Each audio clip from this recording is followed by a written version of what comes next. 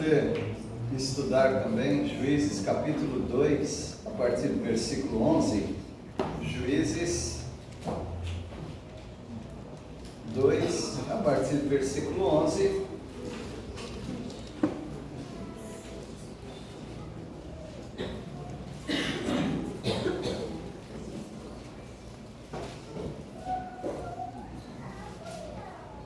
Nós estamos estudando sobre as realidades nas quais se encontrava o povo de Israel nessa época dos juízes.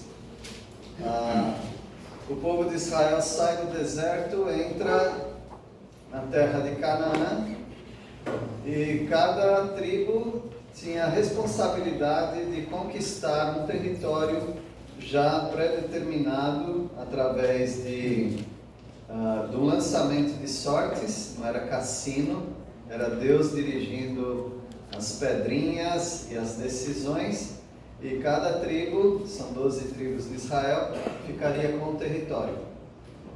Porém tinha que entrar ali, tinha que chegar chegando, tinha que ir destruindo os inimigos.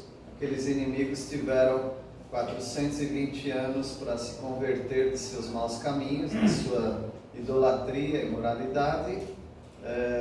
Aconteceu com poucos, mas a maioria precisava ser limpada da terra, exterminada. É isso que Deus ia fazer através do povo de Israel. O que acontece é que o povo de Israel começa a fazer amizade com eles, como nós também que estamos nesse mundo. E nós fazemos amizades com os incrédulos, e a princípio isso não tem problema, porque você vive num mundo em que você também era um incrédulo, uma incrédula, e você aceitou a salvação em Cristo Jesus. Então há essa oportunidade, e nós precisamos pregar para as pessoas que não têm a salvação no Senhor Jesus ainda, testemunhar a elas do amor de Deus. Não há um extermínio atualmente, exceto que pessoas que morrem e não são salvas por Cristo Jesus, elas são condenadas para a perdição eterna. Então nós temos que nos sensibilizar dessas pessoas e saber que o nosso relacionamento com elas tem um limite. Hoje, por exemplo, muitos filhos crentes em Cristo Jesus estão abraçando e beijando suas mães não crentes e agradecendo-as por cuidarem deles, mas também orando e clamando ao Senhor e falando com elas para aceitarem a Jesus, porque ninguém quer ver sua mãe, sua própria mãe, que foi a pessoa mais, talvez a pessoa mais importante aqui nesse mundo, se perder por toda a eternidade. Então nós não praticamos crueldade, como o povo de Israel não estava praticando crueldade. O povo estava sendo instrumento nas mãos de Deus para a limpeza da terra. Se alguém quisesse se arrepender, daria tempo ainda, como aconteceu com uma das tribos daquela região, chamados queneus. Os queneus, parece-nos, pelo menos todos os textos da Bíblia que indicam isso, que eles abraçaram a fé dos judeus. Muito bem, mas o povo estava despreocupado com a aliança que fizeram com o Senhor, misturando-se com aquela idolatria. E hoje o estudo vai nos falar como eles entraram de cabeça numa idolatria das duas principais divindades daquela terra, que era Baal e Astarote. Às vezes é chamado também nas literaturas de Ishtar, que é a Astarote. Astarote não era uma deusa de Canaã propriamente, era uma deusa que veio da Mesopotâmia, dos lados da terra de onde veio Abraão. E essa idolatria pegou muito forte quando essa deusa, não a deusa propriamente, mas as pessoas carregando essa crença chegam ali e eles montam uma religião muito estruturada. Baal e Astarote passam a ser marido e esposa. E se um Deus já é um grande prejuízo numa nação, agora dois deuses casados na mente do povo, né? Porque por trás de cada ídolo, cada deus tem demônios. E esses demônios colocam na cabeça das pessoas, eles formalizam uma religião, e vocês daqui a pouco vão ver como que essa religião era imoral, violenta e irreverente, evidentemente, né? Então essa religião fez com que o povo de Israel abandonasse o Deus verdadeiro. Quem precisa de outro Deus, se tem um Deus que através de 10 pragas vence os egípcios, atravessam o mar vermelho na terra mesmo, né? Dois paredões de água no meio do mar. Eles atravessam o deserto e por 40 anos, sem desgastar as sandálias do pé, sem rasgar e sem apodrecer ou acabar com o tecido, com as vestimentas, sem passarem fome, sem terem necessidade outras, porque Deus supriu todas as necessidades para eles. Eles passam de novo em águas, no Rio Jordão, a seco, porque Deus separou as águas. Eles vencem uma cidade de muralhas enormes, de 15 metros de altura, impenetráveis, e eles conseguem, pelo poder de Deus, destruir aquelas muralhas. Eles vencem os inimigos todos que aparecessem diante deles, mesmo sem serem guerreiros, porque o poder do Senhor estava guiando aquele povo. Quem precisa de outro Deus? Ninguém precisa de mais nada. Mas eles se enamoraram, eles fizeram aliança com as pessoas. Portanto, é muito perigoso o seu relacionamento com pessoas que não têm a salvação em Jesus Cristo e que são ligadas a crenças que podem ser armadilhas e laços para vocês. Vocês não vão deixar de amar as pessoas, mas vocês vão precisar ter um domínio próprio, um domínio dado pelo Espírito Santo na vida de vocês, para vocês não se embaraçarem com os incrédulos deste mundo, mesmo que seja sua mãe, mesmo que seja seu irmão, mesmo que seja o seu filho. Pessoas que resolveram pegar outro caminho que não seja o caminho da palavra de Deus, da salvação do Senhor Jesus, elas se tornam imediatamente perigosas para nós. Não vai falar para sua querida mãe no Dia das Mães: mãe, você é muito perigosa para mim, porque você não é salva em Jesus. Não. Você vai dar um abraço, um beijo, dar os parabéns, tratar muito bem, respeitar, honrar, mas sempre orar e também tendo a oportunidade de falar. E vamos ver então o povo adorando Baal e Astarote. Versículo 11, alguém pode ler? Juízes 2, 11. Então fizeram os filhos de Israel o que parecia mal aos olhos do Senhor, servindo aos Baalins. Então o povo adorou os Baalins, plural, tá? Baalins. Toda palavra na Bíblia, porque são palavras que vêm do hebraico, com nomes terminados com im, não precisa ter S no final, só im já diz que é plural, tá bom? E às vezes os tradutores, talvez para ajudar, já colocam no plural, mas só Baalim.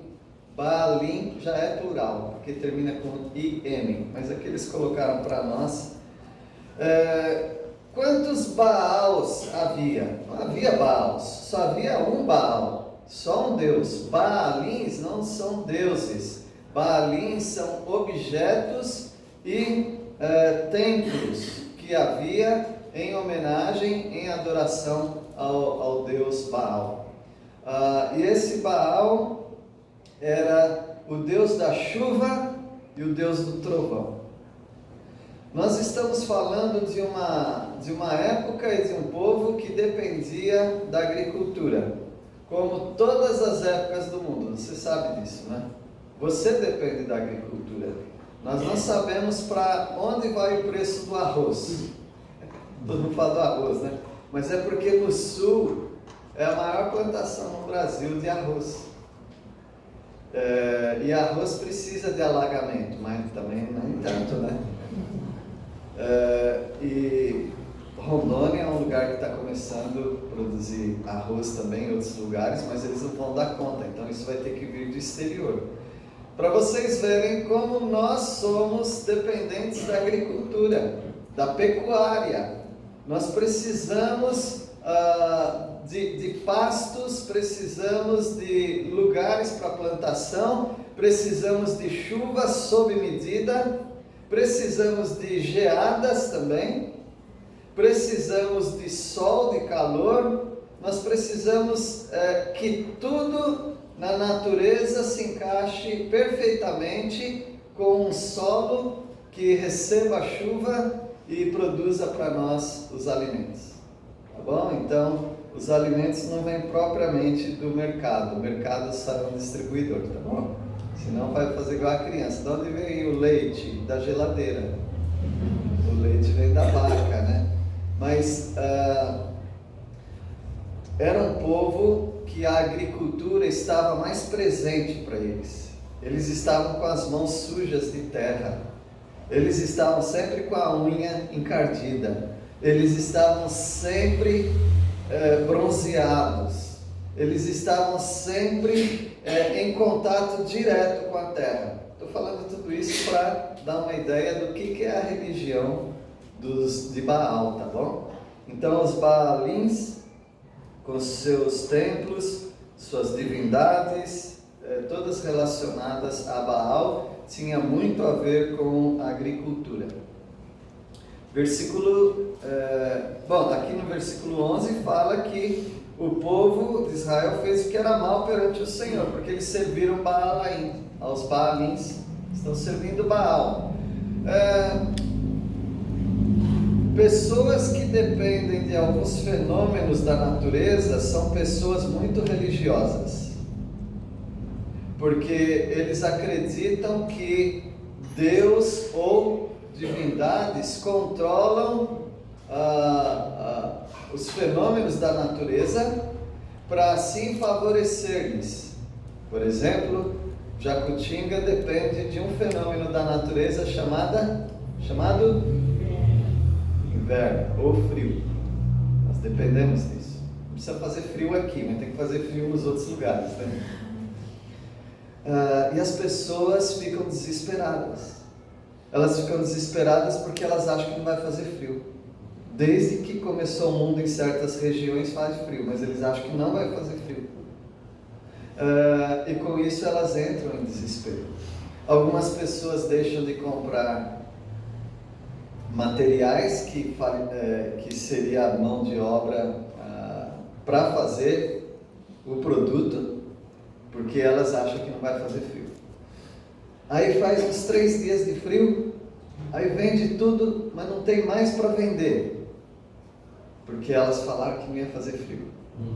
Aí elas falam, elas não vendem. O agricultor, ele pensa um pouquinho diferente, mas eu sei que alguns também retêm as sementes. Alguns têm um campo e eles não vão arar tudo, porque eles têm medo de perder. Aí quando vem a colheita maravilhosa, eles escolhem e falam, por que eu não plantei o resto? Porque um agricultor e um trabalhador de Jacutinga precisa andar como todo mundo anda, né? Na esperança de que o mundo não vai entrar em colapso, que o mundo funciona, que o frio, o calor, a chuva, o sol sempre vem em alguma medida, em alguma época. E eles precisavam crer que isso aconteceria. Mas eles não precisavam se preocupar, porque o Deus Criador dos céus e da terra, o que controla os fenômenos da natureza, ia dar tudo para eles. Mas eles começaram a ficar ou gananciosos ou medrosos, tanto faz, isso aí tanto faz, porque tanto ganância quanto medo atrapalha a fé. E eles começaram a ficar gananciosos ou medrosos e começaram a buscar ajuda daqueles deuses que podem controlar a natureza. O deus Baal controla a chuva, os trovões falam que chuvas estão vindo, Baal vai abençoar essa terra. Você não precisa de Baal se você tem Yahvé. Versículo 12. Deixaram o Senhor, Deus de seus pais, e tiraram da terra do Egito, e foram-se após outros deuses, dentre os deuses das gentes que havia ao redor deles. Os adoraram e provocaram o Senhor a ira. Eles provocaram Deus. Por que você não busca Deus por chuvas? Por que você não pede a Deus que abençoe o solo? Porque Deus falou que ia levar vocês para uma terra que... Quais eram as duas qualidades dessa terra? Mana, leite e mel. Leite quer dizer que vai ter pasto para cuidar das vacas e as vacas vão dar leite. Mel, porque vai ter florestas, vai ter florada. E mel diz que vai ter abelha. Abelha diz que vai ter polinização. A gente tem um pé de maracujá lindo, maravilhoso lá em casa. Grande, cresceu assim, vai crescer mais. Só que não vai dar maracujá. Porque a gente precisa de uma abelhona, chamada mamangata. Não tem. Alguém empresta aí também? Aí estou eu lá fazendo o papel de mangangaba, porque ela tem umas hastes que embaixo é o macho, em cima é a fêmea. Eu não sei se é essa ordem. Não importa, eu pego o cotonete e começo a puxar ali os pozinhos e eu vou fecundar. Aí eu faço isso daí, um trabalho. Aí chega no dia seguinte e a flor está no chão. Então eu preciso da abelha para fazer isso. Quando Deus fala que é uma terra que emana leite e mel, vai ter pasto para as vacas, você vai ter carne, você vai ter plantações, aí você tem mel, aí tem abelha que vai polinizar e você vai ter frutos. Você não vai ter problema de nada na sua terra, porque a gente vive da agricultura mesmo, você vai ter planta, pasto, carne à vontade. Você não precisa de Baal. Mas é bom garantir, né? É melhor ter 2 deuses, 3 deuses, 4 deuses, porque se um falhar, aí já tem o outro. É assim a mentalidade das pessoas. E não deveria ser assim de Israel, mas eles estavam adorando Baal e eles provocaram o Senhor a ira. Você ia ficar bravo? Você ia ficar bravo se a sua esposa falasse: um marido é bom, mas 2 talvez seja melhor. Você não ia gostar. Você não ia gostar se o marido falasse: uma esposa é bom, mas imagina 2 esposas, 3 esposas. Você não ia gostar também. Se você não ia gostar, ia ficar com ciúmes, você acha que Deus ia ficar? Provocaram Deus aos ciúmes. Abandonaram Deus. Não abandonaram totalmente, né? Eles estavam Deus e Baal. E assim muitas pessoas estão. Deus mais alguma coisa. A palavra de Deus mais alguma coisa. Jesus mais alguma coisa. Ele é único. Você não pode buscar outros recursos que não sejam do Senhor e no Senhor. Versículo 13 agora. Eles serviram a esposa de Baal também. 13. Abandonaram o Senhor para servir a Baal e as imagens de Astarot. Agora vou ser bem obsceno aqui para vocês, tá bom? Segura aí. Baal é o deus do trovão e da chuva. Astarote é a deusa da guerra, do amor, da sexualidade e da fertilidade. Então, o que eles fizeram? Assim como existe nós como noiva de Cristo Jesus, eles também tinham um sistema de crença de casal se unindo sexualmente para produzir frutos, produzir filhos.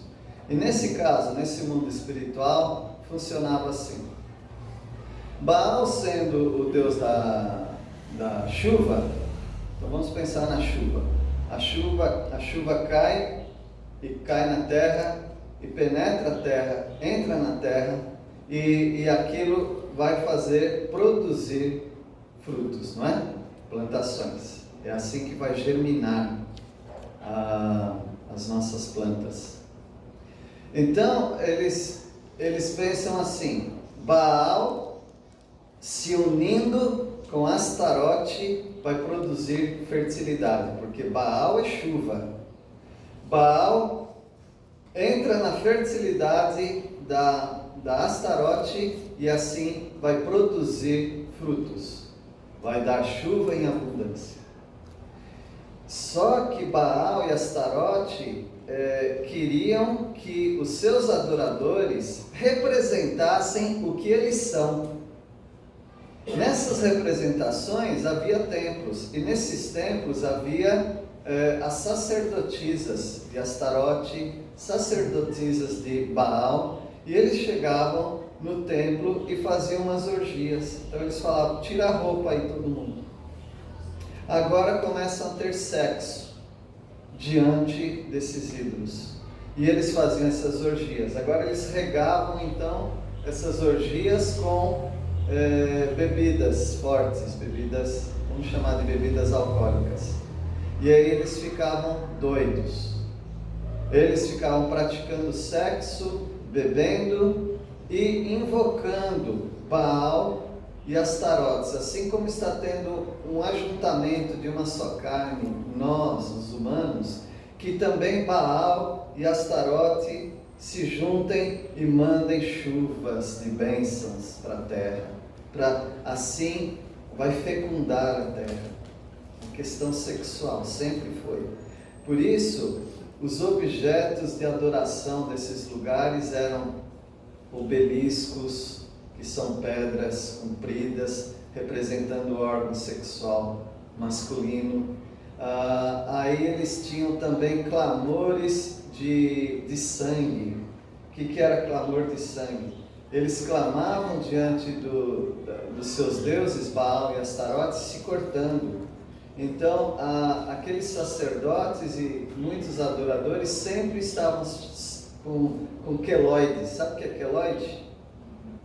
É umas cicatrizes que elas empolam, né? Elas ficam altas. Então, é muito comum eles estarem sempre com aquelas cicatrizes altas, porque eles se cortavam muito durante a vida para derramar sangue. Aí, como era os deuses da fertilidade, eles pediam, além do sexo, eles pediam também os bebês que nasciam deles. Aí eles ofereciam esses bebês para essas imagens, para essas adorações, debaixo de muitos tambores tocando para ensurdecer os gritos dos bebês que eles ofereciam.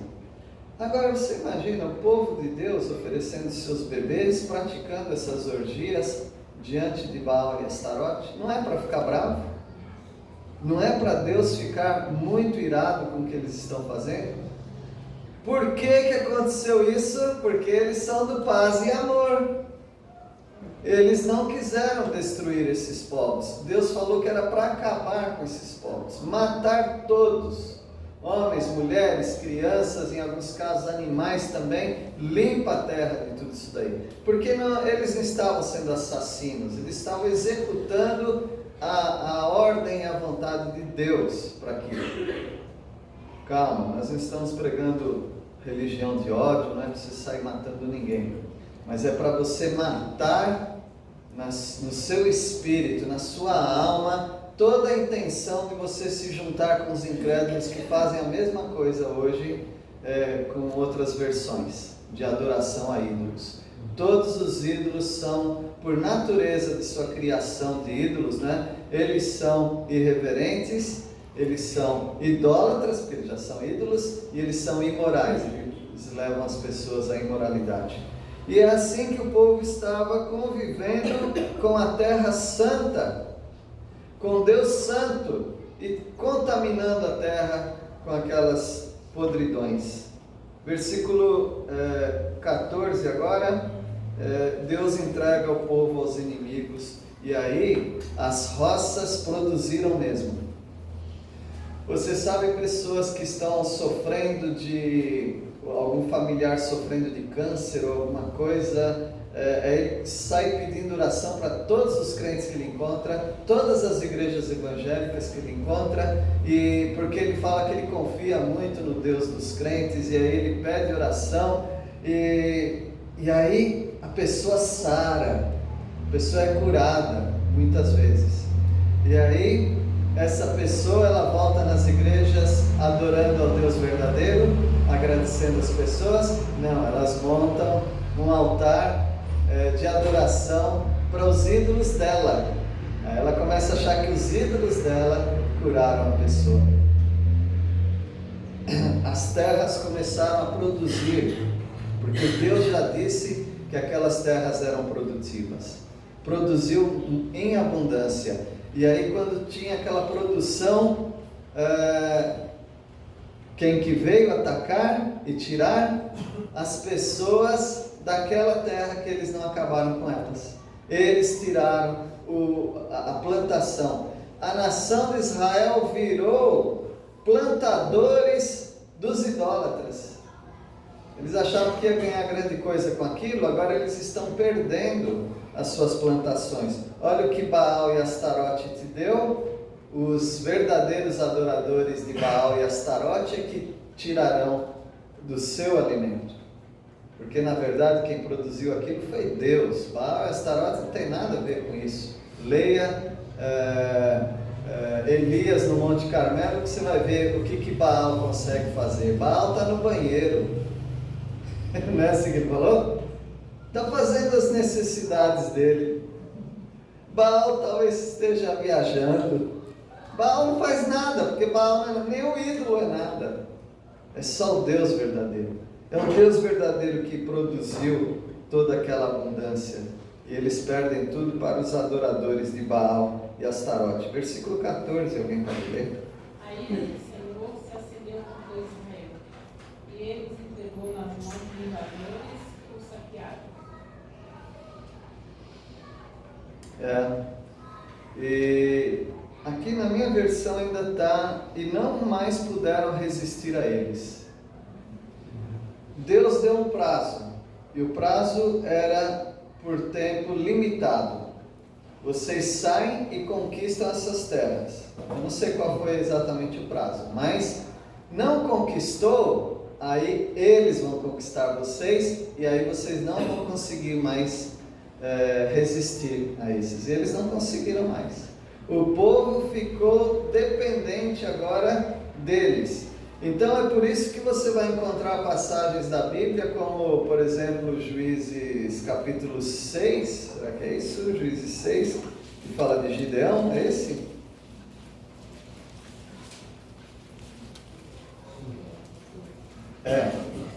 Olha, leia Juízes 6, versículo 11, alguém, por favor. Gideão respondeu: se o Senhor está com o nosso povo... Josinho, Juízes 6, 11, é isso? Então o anjo do Senhor veio e sentou-se debaixo de um carvalho que havia no povoado de Ofra. Esse carvalho pertencia a Joás, que era da família de Abiezer. O seu filho Gideão estava malhando trigo no tanque de pisar uvas, escondido, para que os midianitas não o encontrassem. Aí, você viu algo estranho aqui? O Gideão estava malhando trigo, quer dizer, batendo nas espigas para debulhar o trigo, mas aonde que ele estava fazendo isso? No lagar, que é a versão do Joãozinho já resolveu tudo para nós. O que é lagar? É o lugar onde se amassa uvas. E ele está amassando trigo. Por quê? Porque quando os inimigos vierem, é época de trigo, e aí eles vão no terreiro, ou no celeiro, terreiro, onde eles estariam debulhando trigo. Mas enganou todo mundo, porque eles estão indo para o lagar, para ninguém suspeitar, escondendo-se deles. Mas eles achavam, porque Deus mandava os inimigos. E ao mandar os inimigos, acabava com toda a colheita deles. Muito triste, meus irmãos. Nós nos casamos em 1987. Você precisa ver o inferno que foi para conseguir carne para o nosso pão de carne louca. O franguinho para desfiar, carne moída, você não conseguia. A fila era quilométrica. Nós mandamos todo mundo da família para cada um comprar 1 quilo de carne. É o pai, a mãe, eu também sou da família, também quero rebolar. Todo mundo rebolando para tentar, cada um comprar 1 quilo de carne para ver se juntava para fazer a nossa festinha de casamento. Por quê? 1987, janeiro de 87, sumiu tudo da prateleira. Alguns aqui lembram disso daí, e outros nem sabiam, né? Então, sumiu tudo. Se você ia comprar algum objeto, era 1 por família. Aí os mercados, eles ficavam cheios de gente, prateleira vazia e cheia de gente, porque levava todo mundo, até o cachorrinho levava para ver se conseguia colocar, brincadeira, tá? Mas levava a criança, todo mundo, para ver se cada um podia levar um pouco de alguma coisa, porque era tudo racionado. 1987, em janeiro. Nem me lembro o momento político que era por isso aí, mas Sarney. Foi de Sarney. Foi sofrido aquilo lá. Eles... Oi. Mas foi leite também, leite um pouco mais. Tô ficando aqui. Pois é. Tudo, era tudo. Tinha um negócio de maquininha assim, para mudar o preço. Eles mudavam 3 vezes por dia. 3 vezes por dia eles mudavam. A inflação era uma coisa absurda. Então, os mais jovens aí sabem que nós já sofremos, viu, nesse Brasilzão velho. E o povo estava sofrendo muito. O povo não conseguia resistir aos inimigos porque Deus os entregou. É com eles que vocês querem se casar? É com Baal? É com Astarote? Então, boa viagem. Fica aí. Quando nós abandonamos Deus e a sua palavra, pode ser que chegue um momento que Deus fala, então, fica aí do jeito que você quer. E aí você começa a pecar, se afastar de Deus, e aí você não tem mais solução para conseguir voltar para Deus. Tamanha a rebeldia e o juízo de Deus. E no versículo 15, o povo vai ficar em grande aperto. Versículo 15, alguém pode ler? Sempre que saía para lutar, o Senhor ficava contra eles. Como tinha dito, assim eles ficaram numa situação muito difícil. Grande aperto, muito difícil. Você não precisa nem inimigo, Deus se tornou inimigo do povo. Nós lemos um texto aqui em Lamentações 3, versículo 42. Consegue colocar lá de novo? Ou alguém pode ler também, né? Lamentações 3, o último foi o 42, Darcy? Versículo 42, me chamou a atenção aquele versículo. Olha lá. Nós prevaricamos e fomos rebeldes. E tu? Aí eu li outra vez e falei, não, mas tem um não ali. Eu nunca vi isso acontecer. Claro que eu já vi, né? Mas isso não é comum. Porque a gente sempre fala que se o pecador se arrepender e buscar a Deus, Deus perdoa. Tarde demais. Tem um tempo limite. É como se tivesse uma taça de vinho sendo enchida em conta-gotas. Sabe o que é conta-gotas, né? Pic, pic, pic. A paciência de Deus é grande. Essa taça é a taça da ira de Deus. O vinho caindo em conta-gotas são os nossos pecados. Vai enchendo, enchendo, e ainda falta muito. Com conta-gotas, então, vai demorar muito, fica tranquilo. Vai enchendo, enchendo, enchendo. A última gota é a gota que faz derramar. Quando derrama a ira de Deus, acabou a oportunidade de arrependimento. Nós prevaricamos e fomos rebeldes, e tu não nos perdoaste. Inclusive, Lamentações é escrito por qual profeta? Jeremias. Jeremias começou a orar a Deus pelo povo. Não tinha mais solução, mas ele começou: Senhor, abençoa o povo, cuida do teu povo. E Deus fica bravo com Jeremias. Para de orar, já falei para você não orar por esse povo vai para o cativeiro. Acabou o tempo. Aqui também acabou o tempo. Eles tiveram a oportunidade, assim como os cananitas. Tiveram 420 anos, acabou a chance deles. Era para exterminar. Agora acaba a chance do povo de Israel. Mesmo assim, Deus, ainda usando a ilustração, em conta-gotas começa a colocar um juiz para libertá-los. Depois outro juiz, num total de 13 ou 15 juízes, para libertar o povo nesse espaço de 380 anos ou mais.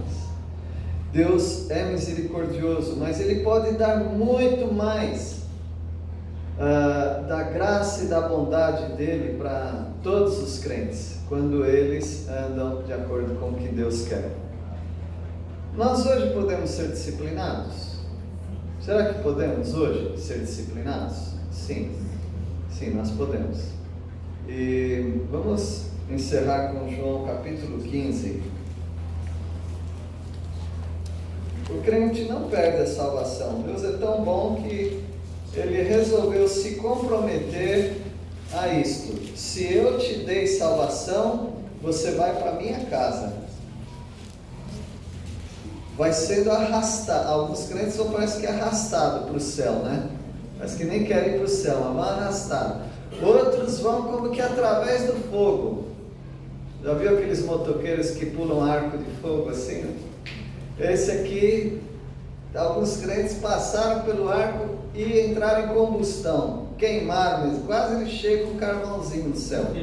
Mas Deus fala, 1 Coríntios 13, 15, 16, alguns serão salvos como que através do fogo, passou raspando.